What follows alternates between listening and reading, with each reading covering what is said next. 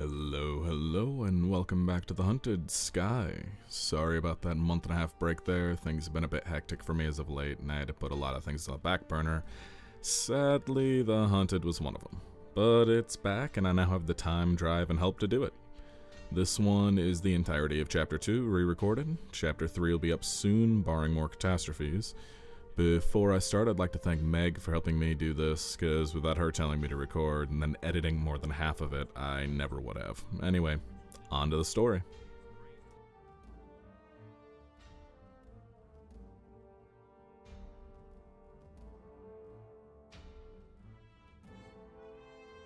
Miss Ashton, it's time to wake up.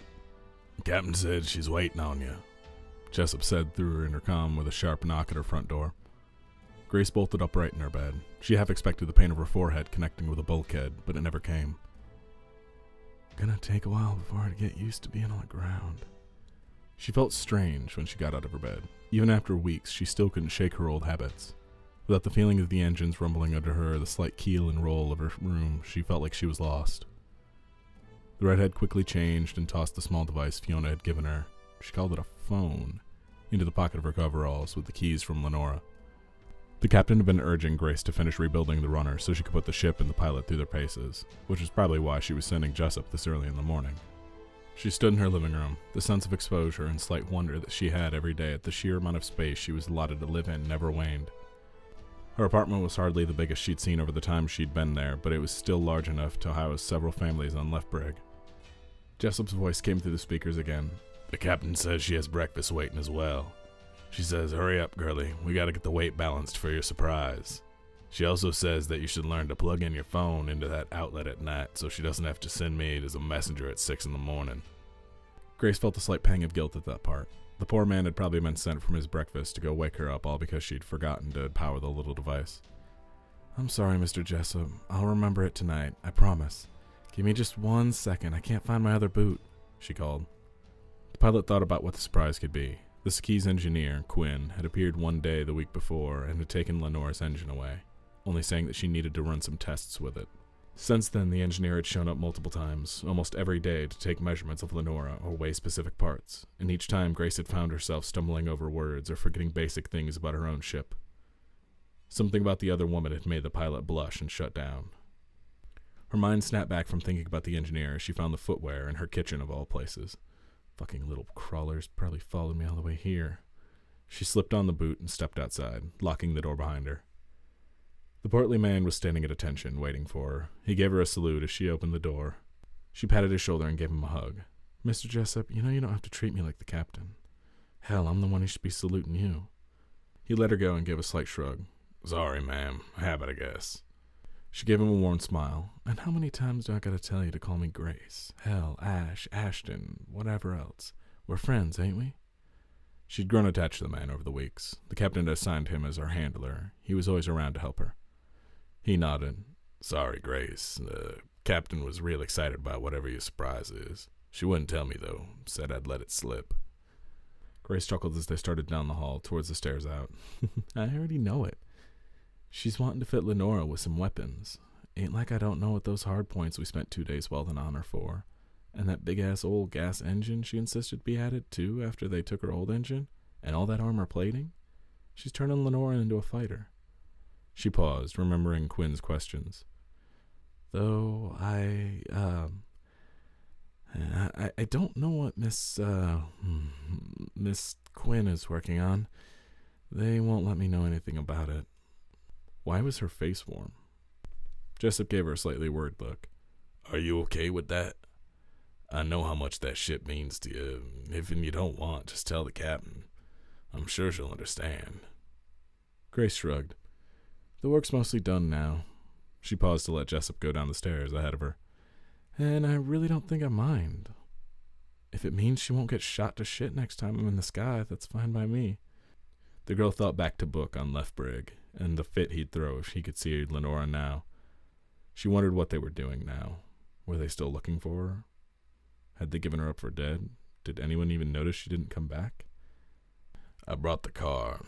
Didn't think you'd want to walk all the way over to the workshop first thing in the morning, Jessup said as they made it outside, snapping her out of her thoughts of her old home. She smiled and kissed his cheek. Thank you, Mr. Jessup. You've always been nice to me, ever since I got shot down. The man's already rosy cheeks darkened even more. It's no problem, ma'am. Before getting in the vehicle, Grace looked around again, still trying to get used to the sight of an almost never-ending expanse in front of her. The clouds overhead were lighter than usual, meaning it must be midday. They had been lucky with light rain in the last week. Grace gave a slight prayer that it would continue that way. The pirate's base was more like a sprawling compound with runways, landing pads, and workshops, housing and hangars spread around. There were even a few shops that sold food and other basic things. It was almost a city, Grace thought. After another moment of adjusting to the sight, she got into the car and leaned back, giving a long sigh, wondering how long it would be until it was natural for her. The drive was short, and Jessup seemed too embarrassed to talk much anymore. They arrived and went inside, finding Fiona standing at a workbench, blueprints tacked up on the wall in front of her, more rolled out on the tabletop. Hey, girlie, get over here, she called back without even turning around. When Grace had asked how she could always tell who was coming near without even seeing them, she simply replied that it was the way they walk. Grace never quite believed her. Captain? The girl gave a sloppy salute and shrugged at Jessup. I'll make sure you get some food, ma'am. He made his way back outside as she went to the captain. Yes, ma'am? It felt awkward using formalities with someone she'd begun to consider a friend, but rules were rules, and she couldn't undermine Fiona's authority, at least when other people were around. Oh, shut up with that shit. We ain't on the ship. Now, are you sure these plans are right? Fiona ran a finger along a few cross struts drawn on the paper. We can take these out and they ain't attached to anything major, right? Grace studied the page for a moment and nodded. Yeah, they were there for extra support for the old takeoff engine, but since that all got moved back, they're just sitting now. The taller woman nodded. All right, we're going to rip these out and these out. She pointed to another set of struts. We've got to get as much weight out as we can. How much ammo are you thinking of? The captain raised an eyebrow and Grace cut her off before she could say anything. Oh, don't act like I'm stupid, Fiona. I know what hard points look like. Got no reason to weld all that metal into her without thinking of putting some damn heavy on it. The captain shook her head and smirked at the girl. All right. I was thinking a medium caliber minigun on either side. Maybe 5.56 and a little something Silas and Quinn cooked up for you special. But that won't be done for a few more days. All right, so how about 7,500 rounds on either side and whatever the weight from the special thing they've cooked up? We're going to need to cut out this, and this. She ran her fingers over multiple spots on the paper, as well as try to find a new thruster for her. She isn't even going to be able to get off the ground without more power. Fiona nodded. Yeah, you shippers don't make these things to stand up to shit, do you? Grace shrugged. I didn't design her, just made her mine. And she's a damn fine ship when you don't have some dumbass pirates shooting harpoons into your ass. She gave the captain a playful punch in the shoulder. Yeah, I said I was sorry, but not like nothing good came from it, so no harm, no foul and all that. Let's get to work. What was supposed to be a few hours removing non-vital parts from the recently rebuilt runner turned into an afternoon's worth of tearing the ship apart again. Each time Grace would think they were done, they'd find something else that needed to be replaced or repaired or could be removed entirely. The food Jessup had brought her lay forgotten on the workbench till Silas came in with a few of the crew, dragging a cart behind them.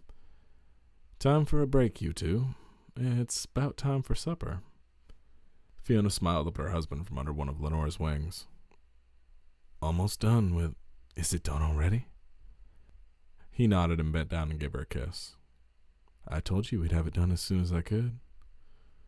Grace came around to look at the cart, giving the man a quick hug before asking, What is it? His face told Grace that he'd been working on whatever it was almost non-stop. He looked about ready to fall over. Well, I know how important weight is on this thing, so we tried to come up with something that wasn't going to add another half-ton of ammunition. I think I got it half right. He pulled the tarp off the cart. On it sat a cannon, almost as long as Grace was tall and half as wide. She crouched next to the weapon, studying every detail she could. This doesn't shoot bullets, does it? He grinned widely. Nope. Grace continued studying it, noting the intake vents along the side and the exhaust vents on the back. Looks almost like the vapor engines. She let her voice trail off, trying to organize her thoughts.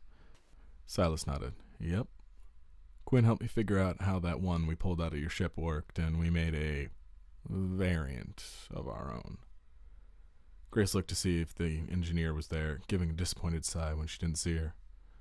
Oh, is that what all those measurements were for? Where's she at? Silas shrugged. She already went back to her dungeon. Probably went to sleep for a bit. She did say to make you try to figure it out before I tell you, so go ahead. Grace went back to studying the weapon, smirking. Oh, I'll figure it out. Won't even need to open it up. Make sure she knows it, too. Silas laughed. Oh, I will. She needs some competition down in that hole anyway. Hell, she was curious enough about you to come out of that ship, let alone take care of things in person. First time I've seen her to have fun in a while. The girl ran her hand along the cannon and noted the pneumatic tubes that crisscrossed back and forth along the top and the hydraulic arms that disappeared into either side. You're compressing the vapor. One of Silas's eyes went up and he looked at Fiona. Grace continued. It looks like you're compressing it and venting all the excess heat out. The redhead ran her hand over the mouth of the barrel, almost twice the size of her fist. The more vapor it takes in, the more heat it can process, which means more power it has. Once it's at max, it fires the ice it's made as the projectile. Am I right? When she looked up, she found everyone in the room staring at her, jaws hanging. After a moment of stunned silence, Silas started clapping. Amazing, petite flamme. Grace blushed. Thanks. Cycling the heat as the power source is really brilliant. I never would have thought of that. Oh, Mist Mother, that fixes the problem with a thrust from the engines, too. Immediately losing herself in how it would work, Grace dashed off to the workbench and gulped down the now stale coffee and started scribbling a design on the back of another blueprint, completely forgetting what she had just been doing. She felt a hand on her shoulder and she jumped. Girlie, come on, you need to get some food and proper sleep. At some point, Grace didn't know when, she'd have fallen asleep at the workbench. The windows showed the first gray-pink tones of morning outside. What time is it? You fell asleep an hour or so ago. I think we lost you there for a bit. You didn't seem to notice a damn thing anyone said or did. Fiona's voice had a slight tinge of worry. You all right, girlie? Sorry, it's been a while since I've gotten to really work on something new. And since even before I ended up here, I guess I just I don't know. She yawned and stretched, feeling every joint she moved pop. Well, take a break next time. Fiona looked over the plans that Grace had drawn. What's all this? The girl looked at it. I guess it's all the changes Lenore will need to be a good fighter. I don't remember half of these. Huh. Well, we'll go over them once we both gotten some sleep. I'll drag Quinn out here to give us a hand tomorrow. I can already tell you want to brag about figuring out our new gun that fast. Grace felt her face flush. No, but it would be nice to see Quinn again. I really liked working with her. Yeah, she ain't the easiest to get her to come outside. Still shocked she did all those times before. Must not have been easy. We'll worry about that later, though. Come on, let's get you some food and back home. Far on the other side of the New Illinois River, a tall, slender man slung his rifle over his shoulder, digging in his pack for his binoculars. Scout ahead, they said. It'll be quiet, they said. No one said a damn thing about the fucking town garrison 3 clicks from camp. He finally retrieved the equipment and scanned the area. He took note of the patrols nearest and where he thought would be likely places for snipers. The binoculars also revealed a pile of corpses in the town square, mostly men, older women, and children. Fucking Christ. The man slid back into the group of half-dead bushes he'd taken cover in and checked his ammunition. 3 clips, a grenade, and an arsenic pill. Great. He cleaned his scope, quickly checking to the sighting, and went prone, letting his rifle hang out of the covering. Damn a scouting run, damn just reporting back what he finds and letting those things do whatever they want with the women in the town. He lined up his first shot with the throat of a stationary guard and squeezed the trigger, quickly moving to the man next to him and firing. The semi-automatic rifle kicked each time, the hot shells softly dropping next to him. The reports were loud, but his position was hopefully well enough hidden that they wouldn't find him easily. Now things got interesting. The figure dropped back into the bushes and stayed low, making his way away from his perch, down onto the dirt road below him. He looked down his scope, trying to find another target. He spotted a silhouette in a window and fired. The crack of his rifle echoed across the town, combined with the sound of glass breaking, should get people to come running. As if on cue, he heard a shout and watched as 2 soldiers ran into the house he just fired into. More shouting, and another soldier came running from down the street. As he reached the door, the man fired, barely missing the soldier. Fuck. He ducked down as low to the ground as he could and moved, trying to get away from his blown cover. All right, that didn't go too well. At least I got some of them to get the fuck out of the way. He started to sling his rifle, but thought better of it, instead tossing it in the opposite direction he was heading. He stuck low to the ground as he weaved his way towards the town. They'd be using one of the larger buildings to house the captives. He slid behind a rusted-out wreck, listening to the crunching of gravel as soldiers reached his previous position. He couldn't understand the language the armored men spoke, but their inflection was more than enough. He took a quick peek over the wreck and started moving again, making his way towards the largest building that had lights on.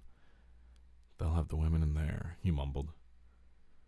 Sticking to the shadows, the man made his way to the basement window of what looked like a church. He thanked his luck that there didn't seem to be a lock and slipped inside.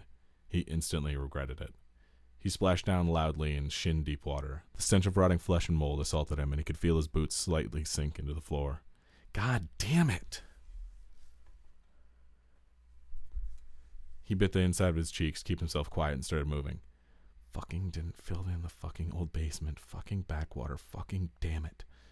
He gritted his teeth, moving towards what he hoped was a set of stairs. The thin sliver of light that shone above him also revealed the gap he'd have to make his way across. The bottom half of the stairs had rotted away, and the rest were probably in no shape to hold weight. Shit. He thought for a moment, digging in his pack and moving closer to the stairwell. He figured that since the lights were on up above, they couldn't have noticed another light below. So he flicked on the small flashlight he had and looked around. The room was far worse than he'd imagined.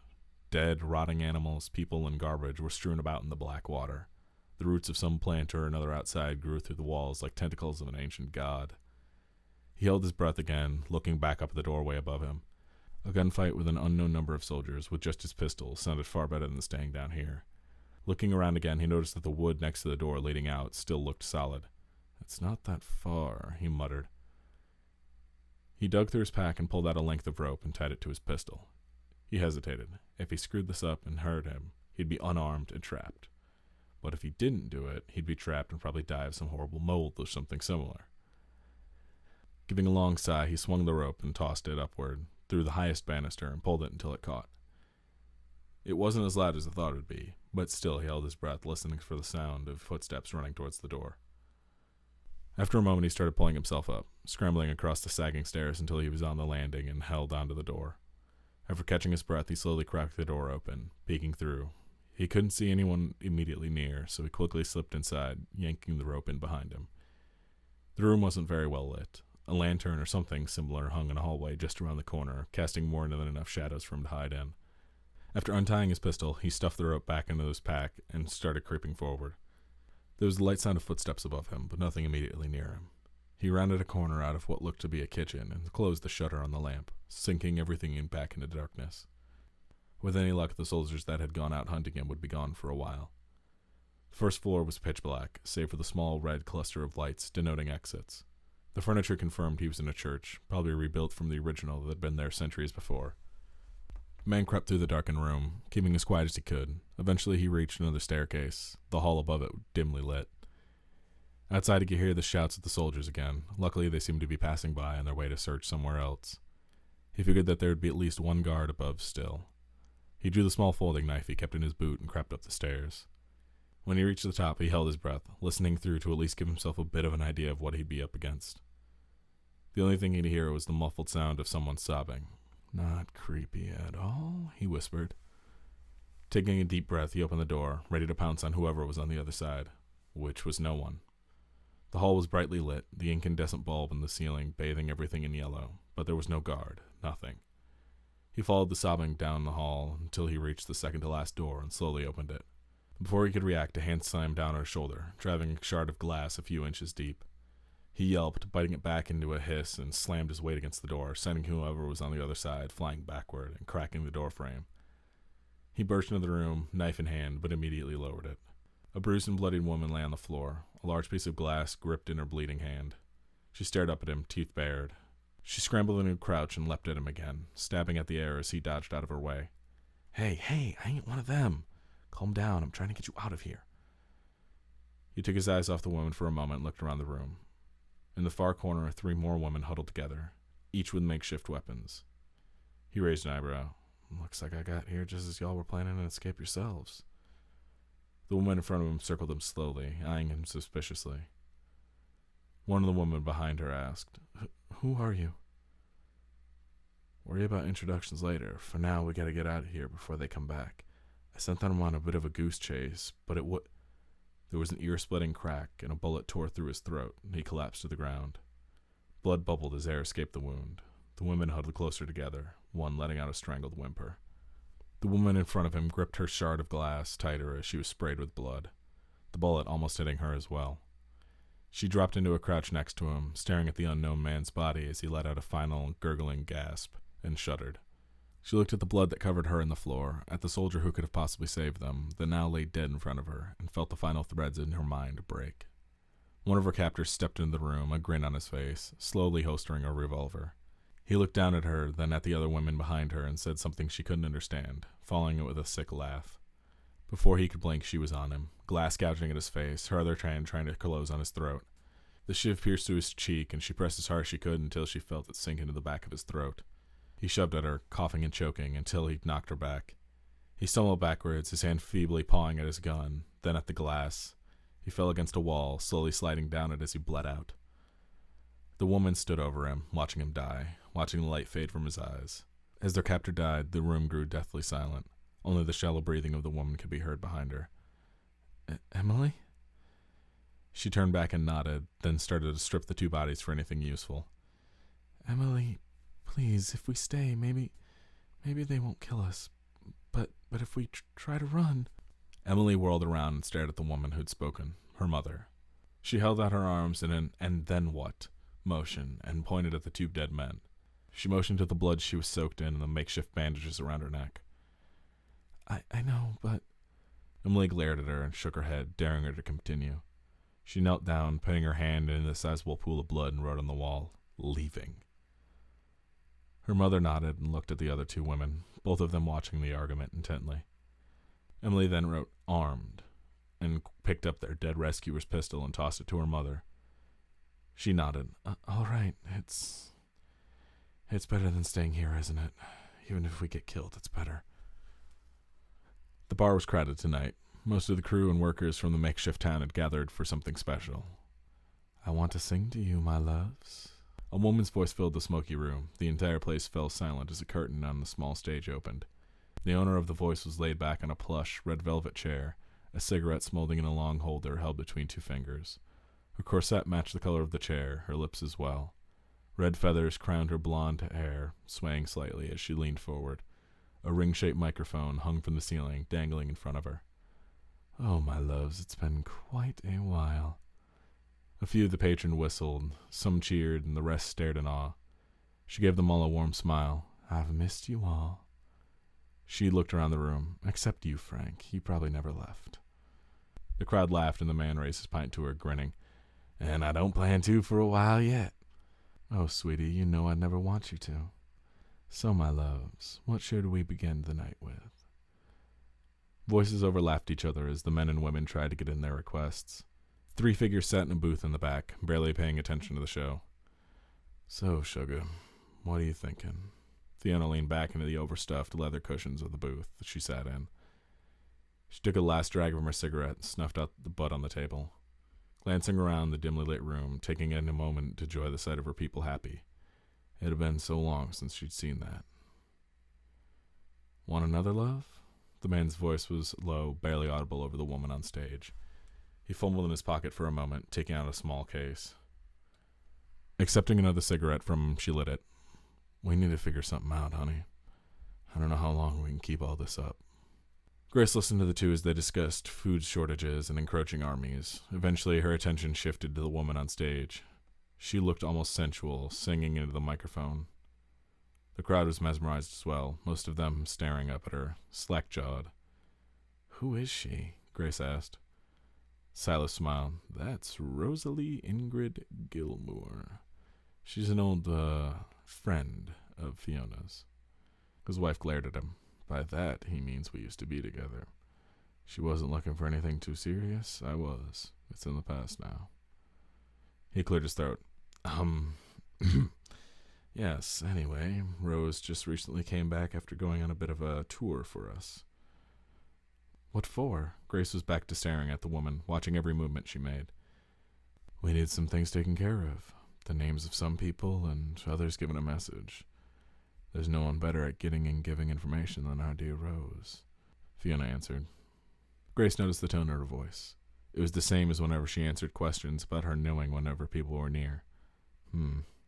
Just as Grace was going to ask Fiona about it directly, Rose's final note hung in the air, and the three looked to the stage. The woman shouted, 1, 2, 1, 2, 3.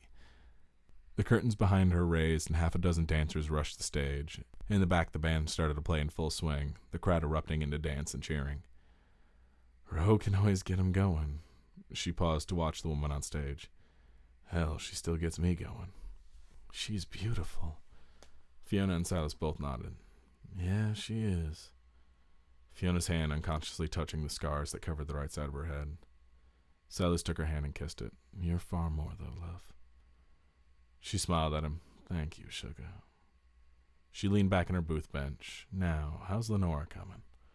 Snapping out of the trance Rose's performance put her in, she said, I've just about got the banger hooked up, but I still need a few more parts off that list. Fiona nodded. I already told you to ask Quinn about him. I'm sure she's got whatever you need in that hole of hers. I don't want to bother her, and the last time I went to find her, I got lost. All right. Just try to make it quick. I've got a favor to ask after all this is done. So, does this mean I'm part of the crew now? Grace asked, looking back and forth between the two. We'll see. Consider yourself freelance for now. Let's see if you're up to it before we make it all official-like. They fell silent and turned back to the performance, a flurry of naked legs and feathers as bodies of the dancers mingled. Rose spun around, showing the crowd as she unhooked the back of her corset. She turned back around as the garment fell, a fan of feathers in her hand, covering herself. She feigned a look of surprise, then smiled and kicked the piece of clothing into their outstretched hands as the song ended. Thank you, my lovelies. We'll be back in a bit. Be nice in your request tonight. John's hands have been sore lately. She walked off stage, lowering her fans as she did, briefly flashing the entire room. Grace's face flushed, and she looked at the floor. Oh my God, how could she do that? I would die. Fiona nudged her. You ain't seen nothing yet. That was a damn tame show for Rosie. Must know there's some young'uns around somewhere. Come on, let's go see what she's got for us. The three quietly slipped into the dressing room, escaping the crowd. Rose's eyes lit up when she saw them. Fee, my love, I was wondering when you'd stop by. I saw you sitting in the back there. Enjoy the show? She rushed over, kissing both Fiona's cheeks and hugging Silas. Of course I did. I always love to see you perform, sweetie. Fiona returned the kisses. You still have a standing offer for a private performance, love? Rose winked at Fiona and turned to Silas. Oh, my, you're still looking just as delicious as ever, Si. How have you been? Just fine, dear. We've missed having you around here. Haven't seen the crew this happy in a while. He beamed down at her, kissing her forehead. Rose turned to Grace, who was half hiding behind Fiona. And who might you be, sweetheart? You're definitely new. I'm, Grace. Grace Ashton. I got here about a month ago, ma'am. Ma'am? Oh, come here, honey. The still topless singer pulled Grace into a tight hug. You don't have to call me ma'am, love. You know, she said, letting Grace go and stepping back. You might want to think about forgetting about all that dangerous pirate stuff and spend your nights here with me. I'll take good care of you. Grace thought that the heat coming from her face would warm up the room. Fiona rolled her eyes and flopped back into a chair. Oh, stop. Now, anything interesting come up while you were gone? The singer sat in a chair next to the captain and said, More than I'd have liked. From what I can put together, the Patriots are pushing west, the coastal tribes are pushing north, and there's talk of Brazilians having landed in old Florida. We still got word of some of the southern tribes pushing north as well, as far as St. Louis. As far as our little burg is concerned, nothing much new. Laying off the Patriots seemed to have gotten them off our asses for now. Brazil is pushing all the way up here? You'd think they'd focus on their own fucking continent. Alright, we'll deal with that if we have to. For now, let them duke it out with the Patriots. Grace, you following? The pilot's eyes snapped up towards the ceiling, away from the singer they'd been locked on. What? Yeah, I think so. Brazil, Patriots, yeah. Fiona sighed.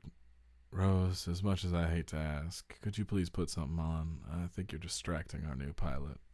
The woman looked down at her still exposed breasts, then back up to Grace. Oh, if it's really that big a deal. Not like they aren't anything any of you've seen before. It's not, Grace stammered, eventually covering her face with her hands and letting out a frustrated sigh. I'm sorry. She laughed. I'm only messing with you, my dear. Nothing at all to be sorry for. She scooped a shirt from the back of a chair, slipping it on easily. The singer stood and stretched. I've got to get back to stage soon. After we're done for the night, let's all have a drink or two. Grace and Fiona whistled and cheered with the crowd as the final act of the show finished. Rose blew the room a kiss and made her way off stage. After a while, the cheering died to general chatter, Grace enjoying the buzz of indistinguishable words around her. The crowded room felt more like home than the open spaces she still hadn't gotten used to. Slowly, the room emptied, leaving the trio nearly alone. Band played a slow, soft tune as they moved to the bar. Hey, John, how's it been? Silas asked the bartender, shaking his hand. Just fine, Mr. Renoir. Enjoy the show? The three nodded. You're a really good piano player, Grace said. He beamed at Grace. Why, thank you, young miss. Wish I was a bit younger, though. These old hands can't do what they used to. Fiona motioned to his hands as he unconsciously twirled a shot glass in his fingers and laughed. Looks just fine to me. He shrugged. I suppose so, Captain, but playing a show for Rosie is a bit harder than these old glass tricks. Speaking of which, can I get you all something to drink? Oh, no, we're waiting for Fiona started but was cut off by a call from behind her. Wait no longer, love. I'll have a whiskey sour if you wouldn't mind, sweetheart. Rose came out from the back wearing a red shirt and black pants. Sorry I took so long. One of the girls needed help with her corset.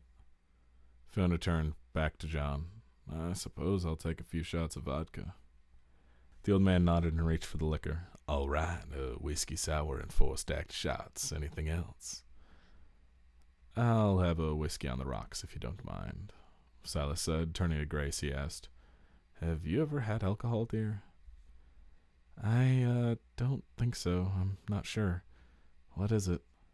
Fiona laughed. That's a no. All right, well, you're in for one hell of a treat, then. Rose sat next to Grace. Can I pick a first drink, please? She gave a pleading look to Fiona. The captain mock glared at her. From what I can remember, the last time I let you choose my drink was how you got me into bed the first time, so no. John, any suggestions for her first drink?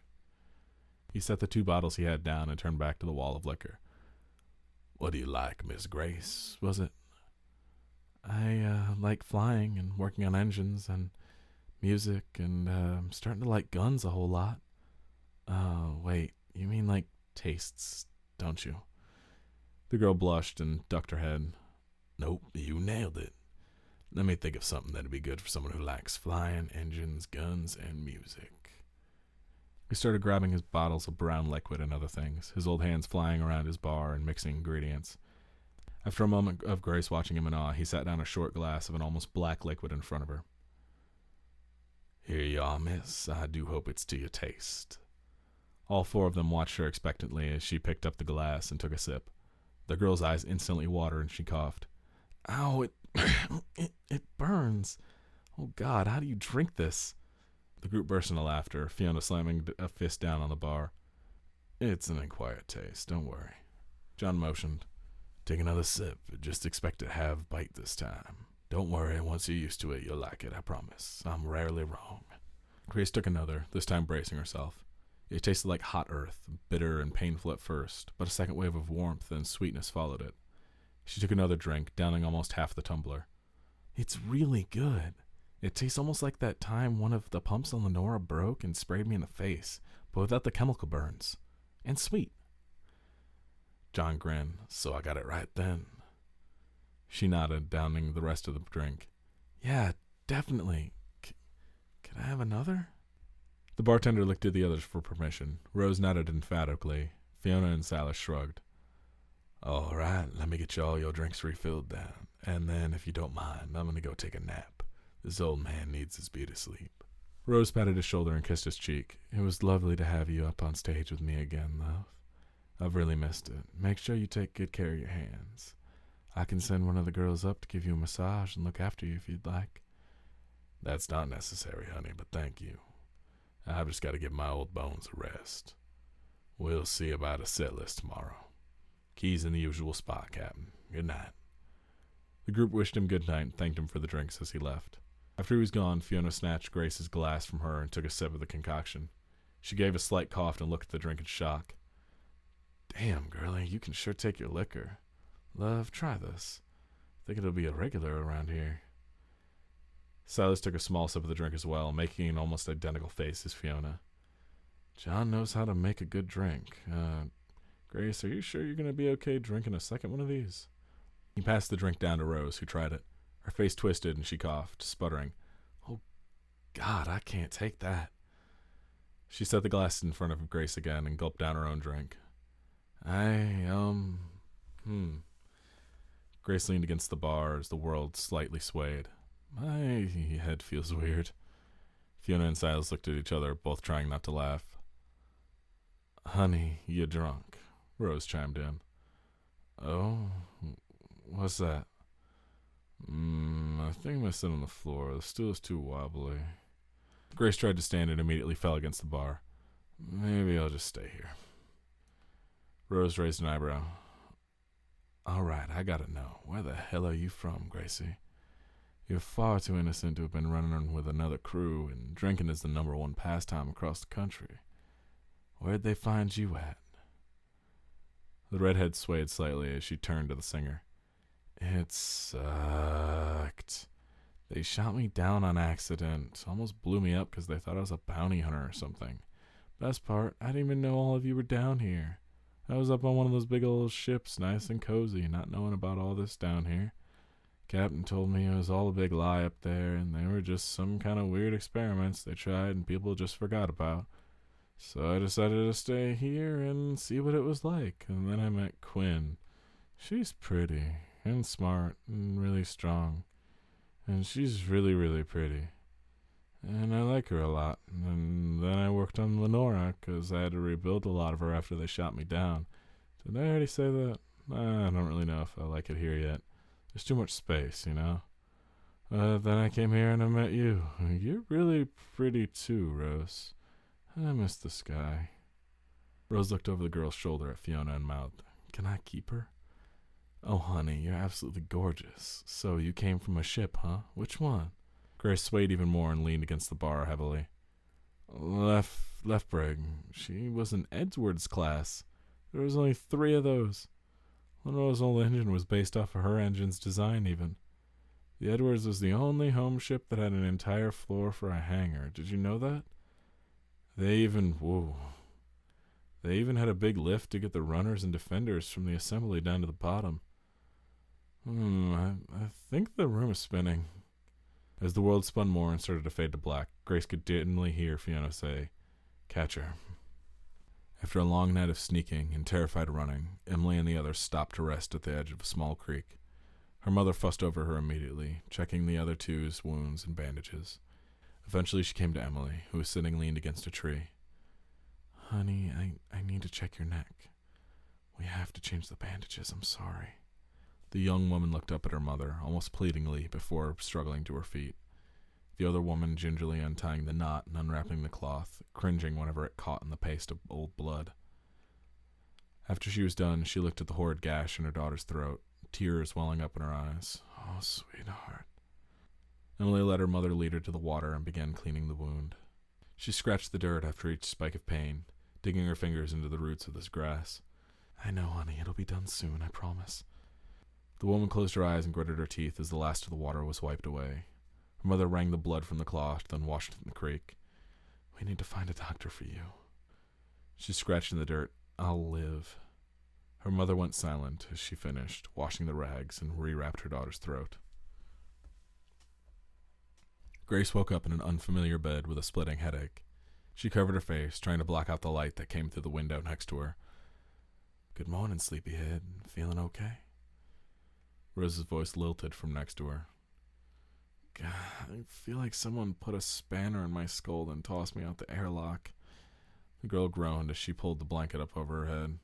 "Yeah, hangovers will do that. I'll have John get you some coffee and food. Smoke?" "No, but it does sound good right now. Wait, am I in your room?" She poked her head from under the blanket and looked around. "One of them. Just a spare we have above the bar. Fee didn't want to move you too far last night. You were pretty far gone." She lit a cigarette and sat down on the bed next to Grace. "Honey, I know you've been here for a fair bit, and Fee trusts you. And I trust her. But I just want to be sure for myself as well. Can I ask you some questions?" Grace's forehead tingled in between stabs of pain from her headache. "Sure. What do you want to know?" "Well, you said you were from a home ship. What were you doing way out there far enough for him to see you?" The redhead shrugged and rubbing at her temple. Our bookkeeper. Did you have a bookkeeper? Anyway, Book had me out scouting ahead of the ship. I fell asleep and Lenora ended up drifting off course or something, and when I woke up, we were way out. And she got shot. Rose put her hand over Grace's, ruffling her hair. "So you really didn't know that they were there or anything? It really was an accident?" The pilot nodded and leaned back. "Yeah, my head feels really weird. Hangovers suck." Rose gave a small smile and held her cigarette out for her. "Oh, I know, honey. We'll get some food in you and you'll be just fine." Hey, Rose," Grace mumbled as the woman stood. "What is it, love?" She turned back, looking concerned. I miss home. I like it here, but some of the people are really scary, and Fiona keeps me almost locked up between always being in the workshop or in my apartment. After I'm done fixing up Lenora, what's going to happen to me?" Rose sat back down, reaching for the girl and pulling her close, cradling her. "Nothing bad at all. I know they're scary, and they ain't exactly the most, well, righteous of people, but Fee and her crew don't just murder willy-nilly. Things are complicated down here, and we're doing what we can to keep our people safe." She kissed the pilot's forehead and smiled. "And plus, you're far too cute to let anything happen to." Grace blushed and laughed. "All right. Sorry, I just thinking about everything that's happened over the last couple of months. It just has me scared, I guess." "It's all right, love." She stood again, pulling the redhead up with her. "Now, let's get you some food."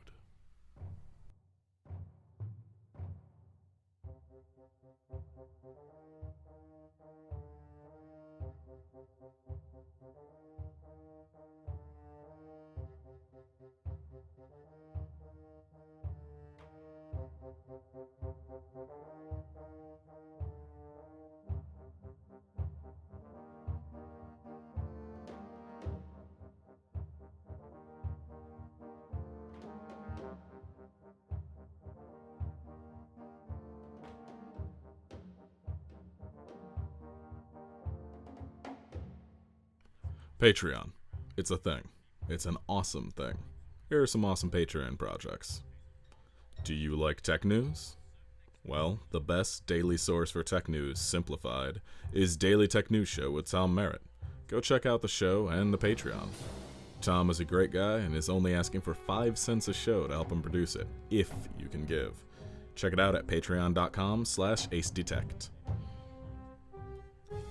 Brian Brushwood and Justin Robert Young have been making the Diamond Club and Chat Realm nearly piss themselves laughing on a weekly basis for about half a decade now. They've made 2 Billboard top comedy albums, they've made a wine, they've kept their show going weekly for 4 years. Now they're going independent.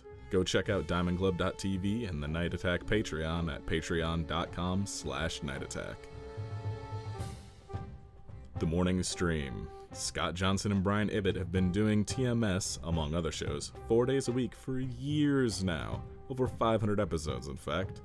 They now have a Patreon for fans to help the show grow. Check out the show every Monday through Thursday at frogpants.com and the Patreon at patreon.com/TMS.